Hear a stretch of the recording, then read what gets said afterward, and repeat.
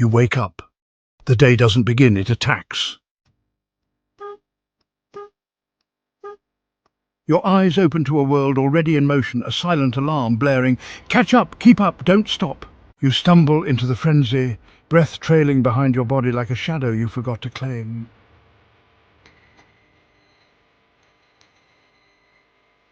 There's always something unfinished, something pending, a chain of tasks that clatters louder than your heartbeat. You're not living the day, you're auditing it, ticking boxes, beating deadlines. But ask, who set this pace? Who decided fast is the only gear? You've been handed a stopwatch at birth and told, outrun the others or you'll drown in their dust. Yet no one ever asks, what if the race is rigged? What if the track is a loop? Here's the lie they sold you. Speed equals survival. That urgency is virtue. That your worth is measured in how much you outpace the clock. Meanwhile, the moon pulls tides without checking its schedule. Seeds split stone with patience, not panic. A forest grows in layers, not sprints. Nature's genius is rhythm, not rush. It thrives because it trusts its pulse, not some abstract countdown. But you've been coded to fear slowness, to mistake stillness for stagnation. To think a paused heart is a failing one. So you fragment yourself, multitask, optimize, hustle, until your life becomes a browser with 100 tabs open, all loading, none ever seen. This is the cost. You exist in the future's waiting room, numbed by the next thing. Even rest becomes a pit stop, not a sanctuary. You crash into sleep like a drained battery, only to recharge just enough to repeat the cycle.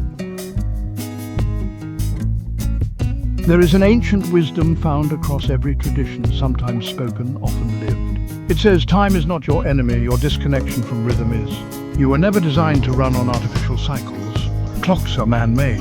But rhythm is sacred, built into the body, felt in the bones, coded into the simulation. You don't speed up code by pushing, you only corrupt it. You don't finish faster by skipping steps, you just redo them later in more painful ways. Speed is not the problem, misalignment is.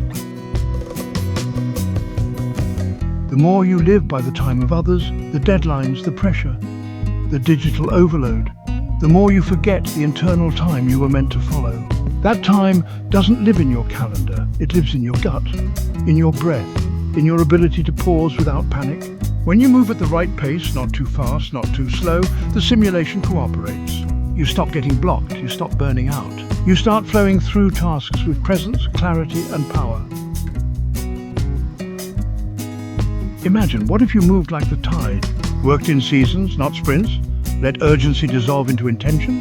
You'd stop treating time as a thief and start seeing it as a collaborator. Tasks would deepen instead of multiply. Focus would feel less like a laser and more like sunlight, broad, warm, nourishing what it touches. The paradox? Slowing down doesn't shrink your life, it densifies it. A single hour of unbroken presence holds more than days of fractured haste.